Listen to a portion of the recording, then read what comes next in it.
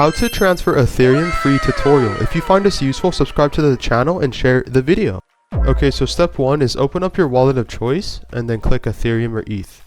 And then scroll down until you see send. And then type in the amount of Ethereum or ETH that you would like to send over. And in this case, you have two options. To type in something in the search bar like so. Or you can click to the right and that there's a QR code option, which will be able to bring up the recipient address. And in this case, I'm going to send it to one of my addresses on the PC or cryptocurrency wallets. And in this case, we want to confirm the information is correct. You will see cryptocurrency or crypto Ethereum or ETH sending to another wallet or address, the network fee, and then the total cost of the transaction. And if you're satisfied with this, then click confirm. And as you can see, you have successfully just sent over cryptocurrency.